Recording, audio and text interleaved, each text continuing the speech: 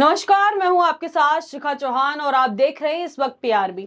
योग गुरु और व्यापारी बाबा रामदेव अपने पतंजलि प्रोडक्ट और विवादित बयानों से आए दिन सुर्खियों में रहते हैं, आप सब जानते हैं। और अक्सर कोर्ट से उन्हें फटकार का सामना भी करना पड़ता है। आए दिन वो कोर्ट से फटकार भी सुनते हैं। हाल ही में बाबा रामदेव अपने नए प्रोडक्ट गुलाब शरबत को लॉन्च करते हुए अब उन्होंने जो है अत्यधिक बिक्री की उम्मीद में, यानी कि ज्यादा सेल, ज्यादा से ज्यादा प्रोडक्ट को लोग खरीदें, इस उम्मीद में आपत्तिजनक और समाज में नफरत फैला देने वाला जो है बयान दे दिया, जिसके बाद योग गुरु और व्यापारी कहे जाने वाले बाबा रामदेव की खूब आलोचना हुई जमकर। बाबा रामदेव ने गुलाब शरबत को हमदर्द कंपनी के रुआवजा से कंपेयर कर रुआवजा को शरबत जिहाद बताया था। आपको बता दें कि रामदेव ने 3 अप्रैल को सोशल मीडिया पर एक 10 मिनट की वीडियो पोस्ट की, जिसमें बाबा ने हमदर्द के बिक्री के पैसों से मस्जिदें और मदरसे बनवाने का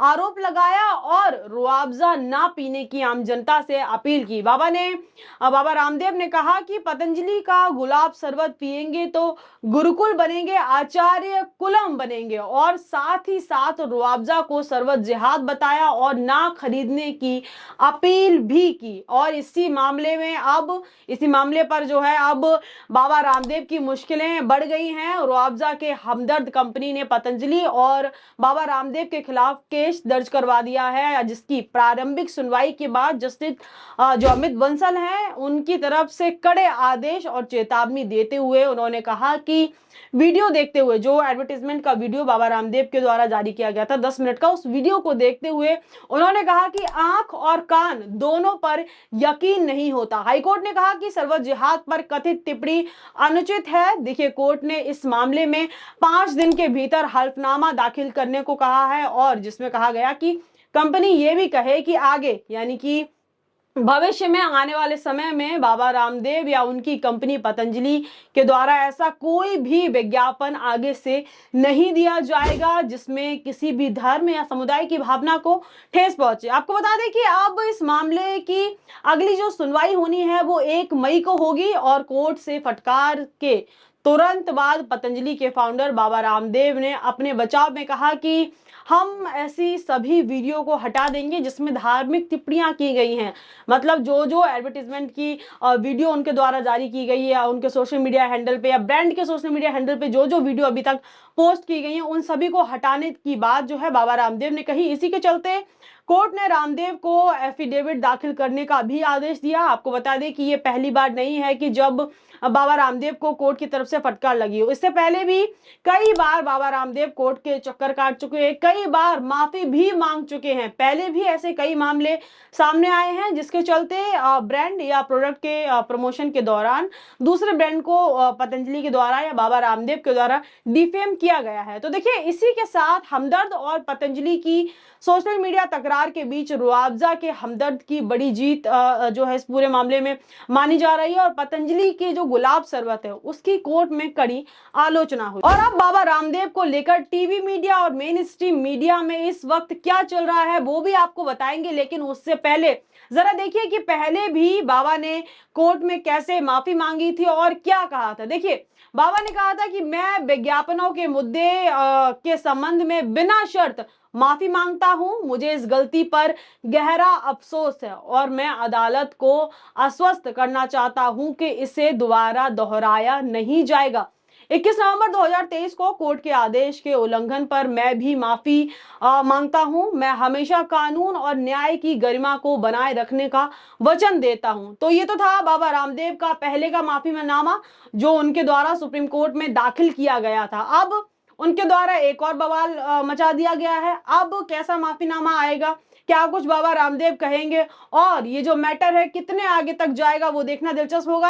और इसी के साथ एक नजर फटाफट उन तमाम हेडलाइंस पर भी डालते हैं जो इस वक्त बाबा रामदेव को लेकर, उनके शरबत को लेकर और उनकी कंपनी पतंजलि, मतलब पतंजलि जो ब्रांड है उसको लेकर इस वक्त मेन स्ट्रीम मीडिया में, सोशल मीडिया में और हर जगह जो है वो हेडलाइन छाई हुई है। फटाफट एक बार जो है उन पर भी नजर डाल लेते हैं। तो देखिए, यहाँ पर पहली हेडलाइन देखिए, बाबा रामदेव को लेकर वीडियो देख आंख कान पर यकीन नहीं, बयान माफी के लायक नहीं, बाबा रामदेव की टिप्पणी पर भड़का दिल्ली हाई कोर्ट। दूसरा देखिए, 5 दिनों में हटाएंगे वीडियो, बाबा रामदेव के शरवत जिहाद वाले बयान को दिल्ली हाई कोर्ट ने बताया अक्षम्य और अविश्वसनीय। आगे देखिए, हाई कोर्ट बोला शरवत पर बाबा रामदेव का बयान माफी के लायक नहीं है, आपने अपने जो विचार हैं अपने तक ही रखें, बयान ने आत्मा झकझोर दी है, रामदेव हटाएंगे सारे वीडियो। और देखिए, शरवत जिहाद वाले सभी विज्ञापन हटाएंगे, हाईकोर्ट की फटकार के बाद रामदेव पीछे हटे। तो ये तो थी इस मुद्दे को लेकर अभी जो नई अपडेट है, नई हेडलाइंस है। अब बाबा रामदेव जो पहले स्टेटमेंट दे चुके हैं, जो पहले बयान दे चुके हैं और पहले अपने बयानों के चक्कर में, एडवर्टीजमेंट के चक्कर में जो फंस चुके हैं, उनको लेकर भी एक बार देखिए फटाफट पुरानी हेडलाइंस की तरफ भी रुक करते हैं कि कैसे पहले भी पतंजलि और बाबा रामदेव सुप्रीम कोर्ट के तमाम चक्कर काट चुके हैं और तमाम बड़े बड़े माफीनामा में जो है अखबार तक में माफीनामा छपाने के काम भी हुए हैं, देखिए पतंजलि और बाबा रामदेव के द्वारा। देखिए पहली हेडलाइन देखिए यहाँ पर नवभारत टाइम्स की, आई ड्रॉप से लेकर बटी तक बाबा रामदेव के 14 प्रोडक्ट पर लगा बैन, लाइसेंस सस्पेंडेड। यानी कि जो बाबा रामदेव की कंपनी है पतंजलि, उनके जो भी प्रोडक्ट हैं वो अगर जांच की बात करें या उनके दावों की बात करें, जो एडवर्टीजमेंट में दावे किए जाते हैं, बाबा रामदेव के द्वारा जो दावे किए जाते हैं, उन पर भी प्रोडक्ट कुछ खास खरे नहीं उतरे हैं। और तमाम बार ऐसा हुआ है कि ब्रांड ने दावा किया प्रोडक्ट ये काम करेगा वो काम करेगा, लेकिन जब जांच हुई, जब वेरिफिकेशन हुआ, जब जांच के लिए प्रोडक्ट जाते हैं तो वो उन पर खरे नहीं उतर पाते हैं। तो इसी को लेकर ये हेडलाइन है। आगे देखिए, उत्तराखंड सरकार ने बाबा रामदेव को दिया बड़ा झटका, पतंजलि के 14 प्रोडक्ट पर लगाया बैन।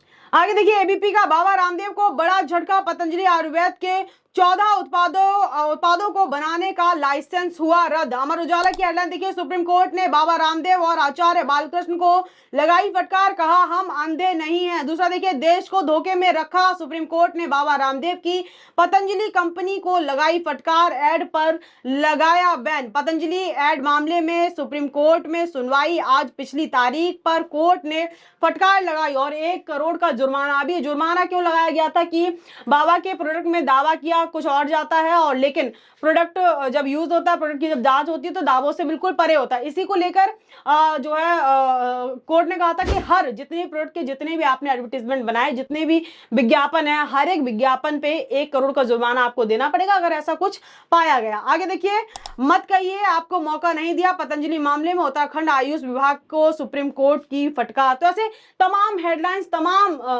जो है आर्टिकल्स बाबा रामदेव ने जो पहले चीजें की हैं, जो पहले उनके स्टेटमेंट दिए गए, पहले जो जिन जिन चक्करों में फंसे हैं, उनको लेकर अभी भी मौजूद है। अब एक बार नजर डालते हैं कि बाबा रामदेव के द्वारा या उनकी जो उनकी ब्रांड है, जो उनका पतंजलि, उसके द्वारा क्या क्या दावे किए गए और वो दावे कैसे दावे जो है ध्वस्त हो गए। बाबा रामदेव ने देखिए 2020 में पतंजलि ने कोरोनिल लॉन्च किया, दावा किया कि 7 दिन में कोरोना खत्म हो जाएगा।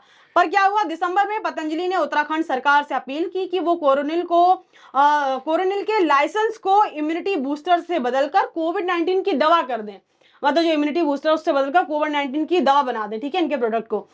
फिर 2021 में क्या हुआ, जनवरी में पतंजलि का दावा उनके प्रोडक्ट को वायरस के खिलाफ सपोर्टिंग मेजर की मान्यता दी। आयुष मंत्रालय और उत्तराखंड सरकार की स्पष्टीकरण, कोविड-19 का इलाज नहीं है। इन्होंने क्या बोला था कि इम्यूनिटी बूस्टर से हटा के ना उसको कोविड-19 का इलाज बता दीजिए, दवा बता दीजिए और वो कर दीजिए। लेकिन क्या हुआ, जनवरी में खुलासा हो गया कि भाई ये कोई कोविड-19 की दवा नहीं है, इम्यूनिटी बूस्टर। ये देखिए फरवरी में क्या हुआ, डेल्टा वेरिएंट की लहर से ठीक पहले बाबा रामदेव ने कोरोनिल को नए रूप में लॉन्च किया। लॉन्चिंग में तत्कालीन केंद्रीय स्वास्थ्य मंत्री हर्षवर्धन भी शामिल हुए थे। लेकिन 2022 देखिए जुलाई में पतंजलि ने कुछ अखबारों में आधे पन्ने का विज्ञापन छपवाया, जिसमें कहा कि फार्मा और मेडिकल उद्योग जो भ्रांतियां फैलाते हैं, मतलब जो झूठ फैलाते हैं, उससे खुद को और देश को बचाएं।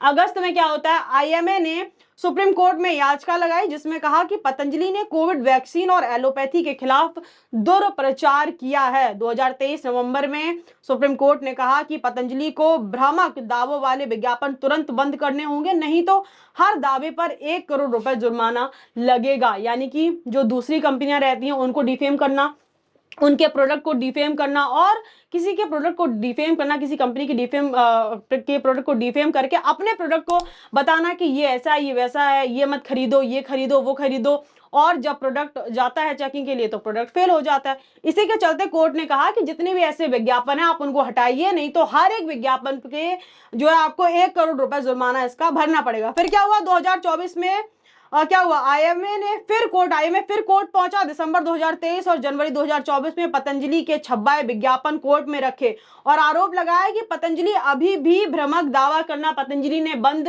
नहीं किया है, जिसके चलते फिर फरवरी में सुप्रीम कोर्ट ने कहा पतंजलि आयुर्वेद ने हमारे आदेश का उल्लंघन किया है और कोर्ट ने जो है नोटिस जारी किया। मार्च में क्या होता है, पतंजलि ने अवमानना नोटिस का जवाब नहीं दिया। रामदेव और बालकृष्ण को कोर्ट में पेश होने के लिए कहा गया। आगे क्या होता है, 2 अप्रैल को रामदेव और बालकृष्ण अदालत में पेश हुए, बिना शर्त कोर्ट से माफी भी मांगी। 10 अप्रैल को रामदेव बालकृष्ण का जो माफीनामा उसको खारिज कर दिया गया। कोर्ट ने कहा कि जानबूझकर हमारे जो आदेश है उसके आपने अवमानना की है। 16 अप्रैल को पतंजलि ने सुप्रीम कोर्ट में फिर माफी मांगी। बाबा रामदेव बोले कि जो काम का इतना उत्साह रहता है उनको, वो उत्साह के चक्कर में ऐसा हो गया कि वो ध्यान नहीं दे पाए कोर्ट के आदेश पे, ठीक है। फिर क्या होता है, 23 अप्रैल को पतंजलि ने अखबारों में माफीनामा दिया। कोर्ट ने कहा कि साइज ऐसा ना हो कि माइक्रोस्कोप से पढ़ना चाहिए, यानी कि जो आप माफीनामा लिखवा रहे हो, जो आप माफीनामा जो छपा रहे हैं अखबार में, उनका फॉन्ट बड़ा होना चाहिए, साइज बड़ा होना चाहिए, लोगों को अच्छे से दिखे, साइज छोटा नहीं होना चाहिए फॉन्ट का। आगे क्या होता है, 24 अप्रैल को पतंजलि ने 3 दिन में दूसरा माफीनामा छपाया, लिखा ऐसी गलती दोबारा नहीं होगी। और 7 मई को विवादित बयान देने पर आईएमए प्रेसिडेंट को नोटिस का जो है जवाब मांगा। और 14 मई को क्या होता है, अवमानना नोटिस पर फैसला सुरक्षित कर एडवोकेट ने जो है जो एफिडेविट है वो फाइल करने के लिए 3 हफ्ते दिए, यानी कि अभी भी बाबा रामदेव को एफिडेविट फाइल करने के लिए कोर्ट ने टाइम दिया है, कहा है। और पहले भी ये जो प्रोसेस अभी हो रही है, जो चीजें अभी हो रही है, पहले भी हो चुकी हैं। बाबा रामदेव और पतंजलि जो उनका ब्रांड है बाबा रामदेव के द्वारा पहले भी माफी मांगी, पहले भी कई बार वो कोर्ट के कटघरे में खड़े हो चुके हैं, माफी मांग चुके हैं, लेकिन फिर से चीजें दोहराते हैं क्योंकि उनको अच्छे से पता है कि कैसे अपने प्रोडक्ट का एडवर्टीजमेंट करना है, कैसे उन्हें अटेंशन ग्रैब करनी है और कैसे किसी भी प्रोडक्ट को, किसी भी ब्रांड को उन्हें डिफेम करना है और उसके चलते फिर अपने प्रोडक्ट को जो है ऊपर दिखाना है। और इसी के चलते अब बाबा रामदेव को कोर्ट के फिर से चक्कर काटने पड़ेंगे और देखना दिलचस्प होगा कि अब किन किन अखबारों में बाबा रामदेव का माफीनामा आता है। तो इस खबर में इतना ही, लेकिन आप क्या कह रहा है इस पूरी खबर पर हमें अपनी प्रतिक्रिया कमेंट सेक्शन में देना बिल्कुल भी ना भूले। तब तक के लिए मुझे दी इजाजत, बहुत बहुत धन्यवाद। देखते रहिए PRV।